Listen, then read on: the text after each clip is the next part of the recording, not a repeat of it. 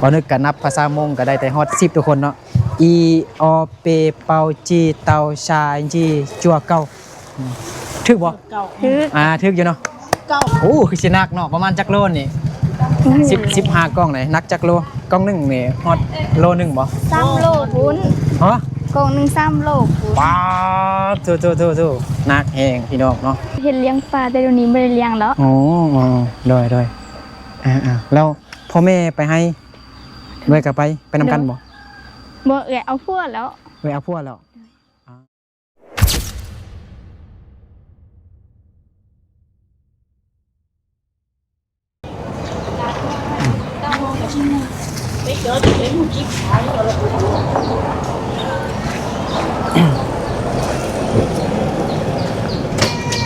sáng rồi cho nó đi cho nó thấy một bò vô một phần đầu kia mất tôi vô ta ตอนนี้คือช่วยเรานึกมาตลาดเข้มเนาะโอเคเอากราบสบายดีพี่น้องเบิร์ดสุขุสุคนที่เคารพหักแพงเนาะยินดีต้อนรับเข้าสู่ซองบ่นึกพอปลายเส้นเก่าเส้นเคยเนาะตอนนี้คือบ่นึกอยู่บ้านเข้มเมืองเพียงแขวงสัญบุรีสปปลาวเหนือเนาะแต่ว่าตอนนี้บ่นึกจะมา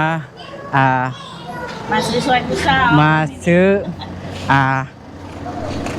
มักแตงทุกคนเนาะมักแตงงามๆเนาะไผที่ขี่รถไกลไปไกลมาเนาะอยู่บ้านเข้มๆนะทุกคนเนาะอยู่ตลาดตลาดนัดบ่ตลาดนัดหรือว่าตลาดจังไหนตลาดพื้นบ้านเนาะตลาดพื้นบ้านเนาะนี่สบายดีน้องเห็นผู้สาวนั่งขายตั้งแต่5 โมงเช้า5 โมงเช้า4 โมงเช้ามาแล้วสบายดีน้องสบายดีโดยน้องชื่อว่าจังไหนก็ซื้อน้ำเนาะความจริงแล้วเราก็ฮู้แล้วทุกคนเพราะว่าเราเคยสัมภาษณ์น้องเนาะตอน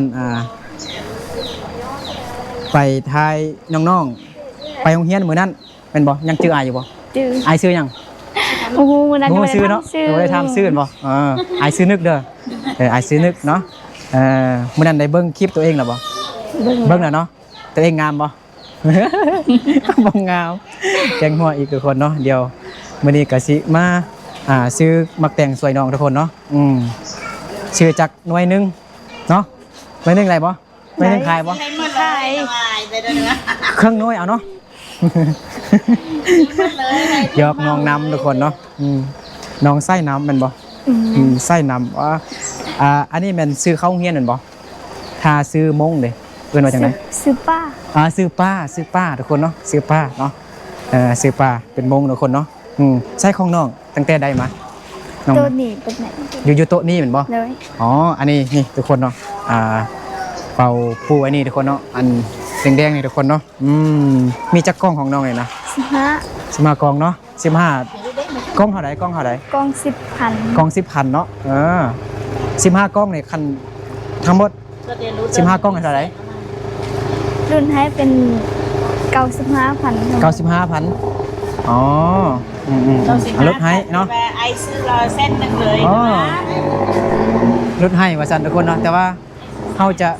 ซื้อเขาจะเอาให้100,000เลยทุกคนเนาะแต่ว่าน้องว่า95ว่าซั่นทุกคนเนาะโอเคเนาะเดี๋ยวบัดนั้นเขาจึงซื้ออันสวยอันเข้าอีเมลได้เนาะพูดละ 10,000โดยซื้อซะแม่เด้กล่องคนละกล่องเนาะจักหน่อยไปซื้อสวยเนาะเบิดเนาะหักแพงแบ่งปันเนาะเอาน้องน้ำเอาอันมักแตงเก็บใส่อีหยังน้องมีเป่าบ่มีเป่าใส่หายบ่ไอซิเมาซื้อหมดนี่เราพาไอไปลิ้นอยู่เฮือนไหนบ่ได้โอเคเนาะน้องนำนะฮักทุกคนเนาะตัวเล็กนะฮักทุกคนเนาะเป็นเฮาเป็นผู้เฒ่าชนเผ่ามงกันบ่โดยโอเคเนาะเดี๋ยวเฮาสิซื้อมักแตงสวยน้องก่อนเนาะใช่อันนี้เป็นของน้องบ่อันนี้ไปเนาะโอเคบ่นึกกันนับภาษามงก็ได้แต่ฮอด10ทุกคนเนาะอีออเปเปาจีเตาชาจีจัวเก้าถึกบ่ถึกอยู่เนาะกับมือชมเชยให้ตัวเองโดยเนาะเขาซื้อสวยน้องน้ำก่อนวันนั้นเราจึงไปซื้อสวยเขาอีเมลเนาะไม่เท่าคนละ10,000เด้อแต่ว่าของน้องน้ำเนี่ยเขาจะซื้อหมดเลยเนาะไปแจ็คเพิ่นอยู่บ้านพุ่นเด้ เขาบ่มีมักแตงเด้อยู่บ้านเพิ่น เอาใส่รถไป เอาใส่รถนี่ไปแล้วเอาใส่กระตาเลยกระตาฮักเลย เห็นแจงนี้บ่เลยเอาโอ้คือสินักเนาะประมาณจักโลนี่15กล่องเลยนักจักโลกล่องหนึงนี่ฮอดโลนึงบ่ 3 โลพุ้น ฮะ กล่องหนึง3 โลพุ้น ป้าโถนักแฮงพี่น้องเนาะฮอด30 โลบ่ฮอดอยู่บ่ มาซื้อซาลีซื้อมาแต่งสวยเด้อก ายเนาะป๊าดเจอโอ้เต็มแล้ว ซื้อบุเมนน้อยๆเด้อลูก เอามาพี่ดู นี่ เอามาพี่นอกนี่หน่อยเบิดก่อนซื้อซวยผู้สาวเบิดนึงก่อนเนาะนี่แบบนี้เด้ อ๋อ แซ่บ เดี๋ยว หนึ่งคือ ประมาณ30ปลายโลทุกคนเนาะประมาณ30ปลายโลนี่พูดเอาใส่รถจักรไปเนาะบ่ฮู้ว่าสิได้บ่เนาะโอเคเนาะเดี๋ยวเบิ่งเอาเงินให้น้องเลยเนาะจังไรลืมเหรอเอาเงินให้น้องก่อนเราจึงเฮาไปลิ้นเงินน้องนำเนาะเงินน้องนำอยู่ใส่นะไกลบ่ อยู่ลุ่มพี่แหละไป ย่างไปประมาณจักชั่วโมงฮอด3ชั่วโมงบ่ บ่หอนแหละ ให้ยอมซื้อใจายเงินให้น้องน้องว่า95,000แต่ว่าเอาให้แสนนึงเลยเด้อโอเคขอบใจคือกันเด้อไปแม่เฒ่าฝากไว้นี่ก่อนเด้อเบิดก่อนจึงมาซื้อนำเด้อซื้อสวยเด้อโดยไปน้องนำไปทางไหนนะไปทางนี้บ่ ไปทางลุ่มนี่แหละเอาเครื่องไปปาเงินเฮากัน อันนี้ไว้นี่เห็นบ่เอาไว้นี่ เอาไว้เงินหัน เงินนี่ เงินอยู่ลุ่มหันกัน2 3หัน อ๋อบ่เฮาไปทางนี้ก็ได้เห็นบ่ บ่ได้ลงไปลุ่มนี้เดี๋ยวสิลงไปหา ฉันโอเคจังหน่อยเอาเครื่องไปไว้แล้วก็กลับมาตลาดคือเก่าเด้อโอเคไปด้วยอย่าหามนี่ได้นี่นับไปฮอดเฮือนหมดเลยเนาะยกน้องนำเนาะยกกันไปให้มีหัวมียิ้มเด้อเนาะสาวลายกับบ่ดีได้โอเคเอาเดี๋ยวสิซื้ออีหยังอย่างอื่นเนาะซื้ออันซ่าลอยสวยในข้าวไม่เท่าบ่ทงเท่าใดนะ ทุ่ง10,000 ทง10,000กีบเนาะ20,000ได้บ่ทงนึง20,000ได้บ่ ไม่ทำไปยังเสาพัน30,000เล่น ยกไม่เท่าก็เป็นคนมวนเนาะเดี๋ยวสิซื้อซวย อันนี้กระทุ่ง10,000เมตร ทงนึงเนาะเอาตัววันตัวได้ก็ได้ เอาตัวใดเลือกมึงดูให้ตากล้องเลือกมึงก่อนเอาตัวนี้เนาะอันนี้ก็10,000นั่นบ่โอเคเอาทงนึงซวยเด้ออันเด้เอามาเอา ตัว ขวบบ่ นี้ของเพิ่นซื้อทงนึงสวยเพิ่น โดย อันนี้เราของแม่ โดย ของเพิ่นนั้น โดยเอาซวยผู้ละ10,000เนาะก่อน ซื้ออะไร อันนี้เท่าไหร่เอาของอีเมลได้ฉัน นี่แหละนี่กับของเพิ่นกับตัวนี้สลีตัวนี้ เอาของเดี๋ยวของเมย์บ่ไม่ของเมย์ เม นี่ แล้วตัวนี้อันนี้เราของเพิ่นนี้ แล้วเรา เรา ซื้อ นำเพิ่นเราจะซื้ออันนี้ทงนึงของเมเรามีแต่ทงนี้อันนี้เราของเพิ่น ซื้ออีกบ่โอเคเอาซื้อจารีทั้งสองเลยเนาะซื้อสวยแม่ได้ไม่เท่านี่นะไม่เท่าคุณเด้ ใส่น้ำแม่นี่ก็ได้ โอเคส่วนไม่เท่านี้เด้เดี๋ยวน้องเอาเงินให้เพิ่นมีเงินน้อยบ่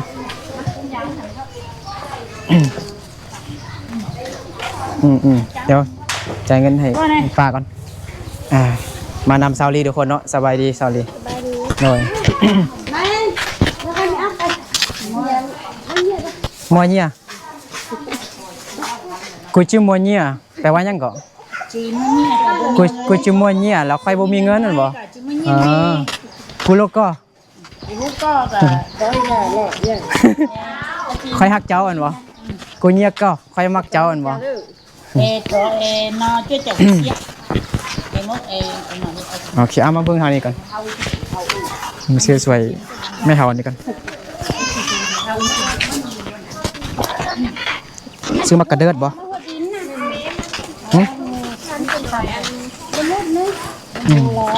ของไม่เท่านี่ตัวใดของไม่เท่าอันนี้โดยก็ได้ไป แกงใส่ผักเดี๋ยวนะเอายังบ่แล้วเถื่อน้องน้ำยังทรงเครื่องอยู่บ่แล้วจักเถื่อเนาะเลยมะม่วงเนาะปีนี้มะม่วงหลายเนาะโดยเอ้าอันนี้ของเมทัลเลยก็ชื่อสวยแล้วได้นี่เนาะโดยอันนี้ของเอ้ยเห็นบ่ฮะบ่สุกดีนะกินแล้วมันคันได้เนาะคันปากเลย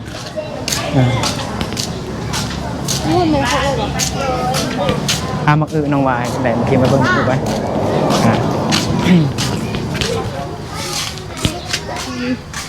มันนะน้องน้ำมาพี่ก่อนเดี๋ยวไอซื้ออันไม่ยังของสวยเพิ่นเบิ่งนึงก่อนเขาจึงไปลิ้นเฮือนน้องน้ำเนาะน้องน้ำเดี๋ยวน้องใส่เลยบ่ได้ยินได้น้องเฮ็ดแล้วนั่นแล้วมันจะมีเสียงแบบตึกตักอยู่นะใส่เลยนิบใส่เลยนิบใส่เสื้อเลย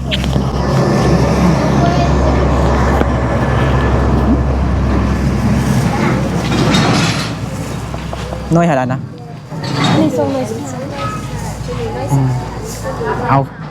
เอาไล่ก็นักเด็ดเนาะผมมีรถใหญ่เลยเอารถจักรมาเอาน้อยนึงอะไรดีบ่หนึ่งสอง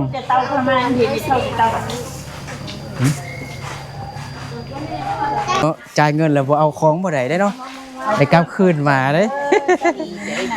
โดยเอาไปกองไว้นำกันพุ่นเนาะย่องไว้โต๊ะพุ่นไว้โต๊ะนี้ก็ได้โดยสร้างบ่มากินติอยู่บ้านเฮาคิดว่าเขาเลี้ยงสร้างบ่มีเนาะไปน้องน้ำไปทางไหนไปทางลมไปทางนี้เนาะโอเคไปลิ้นเฮือนน้องน้ำเพิ่นนึงก่อนเนาะเพื่อมื้อหน้าเฮาสิมาลิ้นน้ำเด้เนาะเฮาบ่ฮู้เฮือนว่าคันเฮาบ่ไปเดี๋ยวนี้เนาะมื้อหน้าคันสิมาเนี่ยคือสิบ่ได้มาแล้วคันเฮาบ่ไปเบิ่งเฮือนน้องน้ำตอนนี้เนาะแล้วเฮาอยู่เฮือนนะบ่มีให้แล้วบ่มีเฮาโดยมีแต่น้องผู้เดียวโดยเมื่อกี้น้องว่ามีน้องมันบ่มีน้องอยู่นี่แล้วพ่อแม่ไปไสไปสวนอ๋อแล้วให้น้องนำไข่คลองเนาะไข่เครื่องไข่มักแตงเหมือนบ่โดยไก่บ่อีกน้อยนึงหันสิแหละน้อยนึงไอถ่ายคลิปอายบ่เขินบ่ต้องเขินเอาเข้าเฮียนอย่าง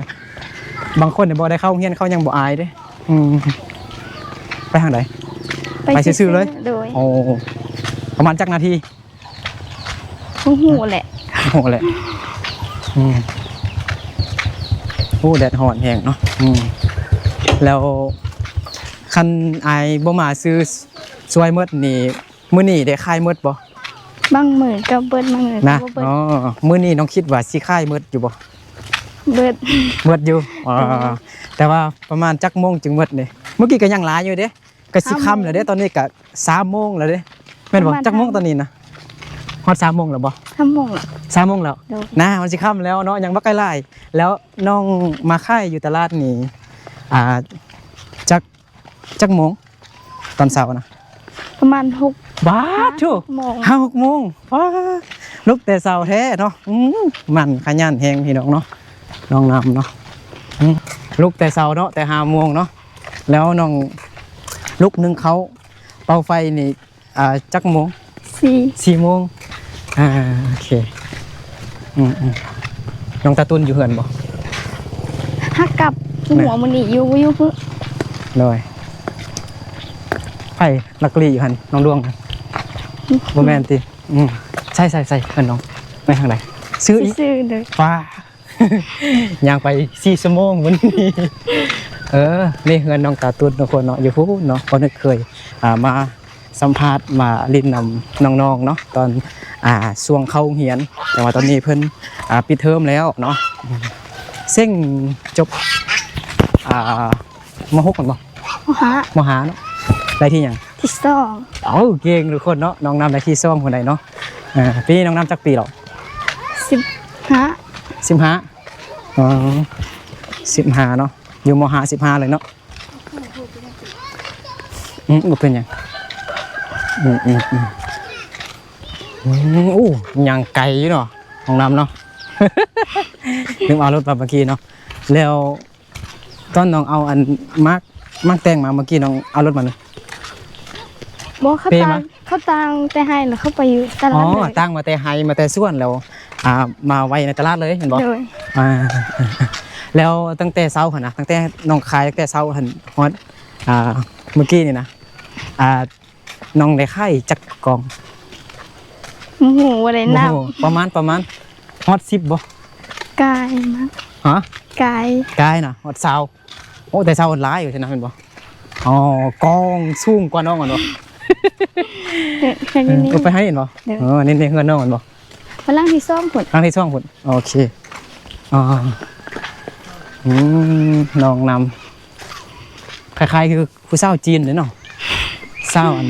จีนแต่ว่าน้องนำผู้น้อยเนาะเดี๋ยวอนุญาตถามน้องนำนักจักกิโล45 40 ซื้อพอดีงามแล้วน้องสูงเด้แมทเท่าใด โอ้โห ฮะ โอ้โหบ่กล้าไปแทกเตี่ย บ่กล้าไปเรียกเดียวบ่อันนี้มันเฮือนน้องกันบ่ โดย อ๋อรถซิ่งเนี่ยเขาเอาไปบ่ เดี๋ยวเข้าไปให้ละ เขาไปให้แล้วเนาะอันนี้บ่เป็นรถเฮาบ่ บ่แม่ บ่แม่นเนาะนี่คือบริเวณหน้าบ้านเนาะของน้องไม้ทุกคนเนาะเนี่ยป๋อน้องไม้มีฟืนหลายแท้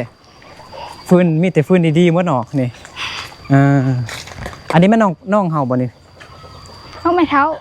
ฮะ น้องแม่เท้า น้องแม่เฒ่ามานี่ก่อนไปย่างไปพุ่นยานเฮือนตัวเองเนาะเบลลี่อยู่ไกลพุ่นเนาะนี่โอ้น้องไม้มีอันรถไทยอันไทยนาไทยส่วนได้ทุกคนเนาะย่างไปทางล่างพุ่นได้บ่ ไต ไปลิ้นไปเลาะเบิ่งบริเวณเฮือนของน้องนำเนาะ น้องนำขับรถเป็นบ่ เป็น อยู่ เป็น อ๋อป้าโธ่น้องนำมีรถงามเด้เนาะเฮือนน้องน้องนำครอบครัวของน้องนำมีจักคน มี7 คน มี7 คนอ๋อมีอายจักคนมีน้องจักคน มีอายมีแต่เอื่อย มีแต่เอื่อยเนาะอายบ่มีเลยมีแต่น้องชายบ่